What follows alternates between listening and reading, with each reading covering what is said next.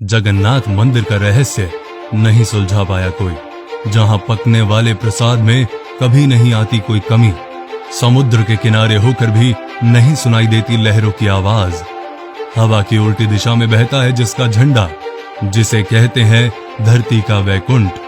धार्मिक आस्था रखने वाले हमारे देश में अनगिनत मंदिर हैं और हर मंदिर की अपनी अपनी कहानी भी है। इस देश में ऐसे ऐसे मंदिर हैं जो हजारों साल पुराने हैं और अपने अंदर अनेक राज छुपाए हुए हैं जिन्हें आज तक कोई भी नहीं समझ पाया है। भारत के हर मंदिर पर दुनिया के बड़े से बड़े वैज्ञानिकों ने रिसर्च किया, लेकिन इन मंदिरों के रहस्य के आगे उन वैज्ञानिकों को झुकना पड़ा। आज मैं आपको ऐसे ही एक रहस्यमय मंदिर के बारे में बताऊंगा जिसके बारे में सुनकर आप हैरान हो जाएंगे। जगन्नाथपुरी मंदिर। उड़ीसा का जगन्नाथपुरी मंदिर भगवान श्री कृष्ण का मंदिर है। अगर आपको ना पता हो तो मैं आपको बता दूं कि चारों धाम में से एक धाम है ये मंदिर। ये पवित्र मंदिर पूरी दुनिया में मशहूर है और हर साल इस मंदिर के दर्शन के लिए दुनिया के कोने कोने से लोगों की भीड़ लग जाती है। उड़ीसा में समुद्र के किनारे स्थापित यह मंदिर बहुत ही शांत कहा जाता है। मंदिर के बाहर जो सागर की लहरों का शोर बहुत जोर जोर से सुनाई देता है ना, वो इस मंदिर में आने के बाद किसी भी तरह की सागर की लहरें या कोई आवाज नहीं सुनाई देती, जो कि बहुत ही आश्चर्यजनक बात है। मंदिर के प्रसाद में नहीं आती कोई कमी। मंदिर के अंदर पकाया जाने वाला प्रसाद कभी भी कम नहीं होता। मंदिर के अंदर प्रसाद तब तक बंटता रहता है जब तक श्रद्धालु खत्म नहीं हो जाते।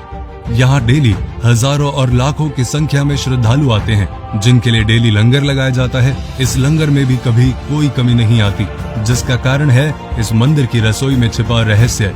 दरअसल इस मंदिर में प्रसाद पकाने के लिए 7 किस्म के बर्तनों को एक साथ पकाने के लिए रखा जाता है, लेकिन हैरान करने वाली बात यह है कि इसमें सबसे ऊपर रखे हुए बर्तन में प्रसाद सबसे पहले पकता है, फिर उसके नीचे रखे बर्तन में। भगवान को चढ़ाने वाला महाप्रसाद को बनाने के लिए 500 रसोइये, 300 उनके सहायक यानी 800 लोग काम करते हैं। शिखर का झंडा बहता है उल्टी दिशा में। जगन्नाथ मंदिर एक लौता ऐसा मंदिर है जिसके शिखर पर लगे झंडे को डेली बदल दिया जाता है। इस मंदिर की यह मान्यता है कि यदि एक दिन भी इसका झंडा नहीं बदला जाएगा तो यह मंदिर 18 साल के लिए बंद हो जाएगा। इसीलिए मंदिर का पुजारी डेली इस झंडे को इतनी ऊंचाई पर चढ़कर बदल देता है। लेकिन सबसे हैरान कर देने वाली बात जानते हैं आप क्या है?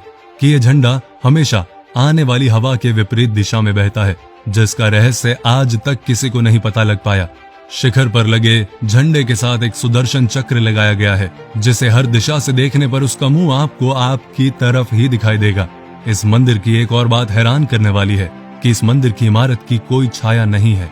मंदिर के खजाने का रहस्य 34 साल बाद 2018 में उड़ीसा हाई कोर्ट की परमिशन से 16 लोगों की टीम इस मंदिर के खजाने की जांच करने के लिए आई थी, जिसके 2 महीने बाद इस खजाने के कमरे की चाबी खो गई, जिसका पता आज तक नहीं चल पाया। जांच करने वाली टीम ने रतन भंडार के रक्षक की मूर्ति की शपथ लेकर जांच शुरू की थी कि वहां की किसी वस्तु को और खजाने को वो हाथ नहीं लगाएंगे। उनका काम केवल सुरक्षा की जांच करना था। इस मंदिर के बारे में ये भी कहा जाता है कि इस मंदिर का निर्माण 7वीं सदी में किया गया था। अब तक ये मंदिर 3 बार टूट चुका है।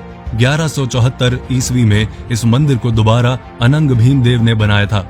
कहा जाता है कि राजा इंद्रदेवमान को सपने में भगवान विष्णु ने दर्शन दिए और कहा कि नीलांचल पर्वत की एक गुफा में मेरी एक मूर्ति है जिसे नील माधव कहते हैं, उस मूर्ति के लिए एक मंदिर बनवाकर स्थापित कर दो। जिसके बाद राजा के सेवक नील माधव की मूर्ति को एक कबीले से चुरा लाए जो इस मूर्ति की पूजा करते थे, लेकिन मूर्ति चुराने के कारण नील माधव की मूर्ति नाराज होकर वापस चली गई और राजा से वचन देकर गई कि वो वापस जरूर आएंगे, लेकिन पहले वो उनके लिए मंदिर बनवाए।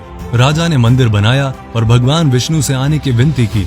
भगवान विष्णु ने कहा कि पहले समुद्र में द्वारिका से तैरकर आ रहे पेड़ का बड़ा टुकड़ा उठा कर लाओ और उससे मेरी मूर्ति बनाओ। राजा के काफी कोशिश करने के बाद भी वो टुकड़ा ना उठा पाए, जिसके बाद राजा ने उसी कबीले के मुखिया से मदद मांगी और पेड़ का टुकड़ा उठा लाए, लेकिन कोई भी उससे भगवान की मूर्ति ना बना सका। जिसके बाद विश्वकर्मा भगवान एक वृद्ध व्यक्ति का रूप धारण कर आए और मूर्ति बनाने के लिए राजी हो गए, लेकिन उन्होंने एक शर्त रखी कि जब तक मैं मूर्ति ना बना लूं कोई भीतर ना आए। लेकिन रानी को उनका काम देखने की उत्सुकता हुई और रानी के कहने पर राजा ने कमरा खोल दिया।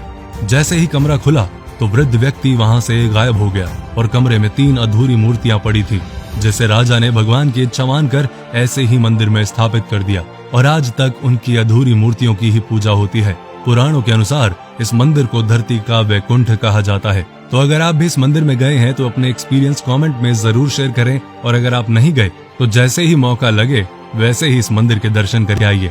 वीडियो को लाइक कीजिए, वीडियो को शेयर कीजिए और पेज को फॉलो कीजिए।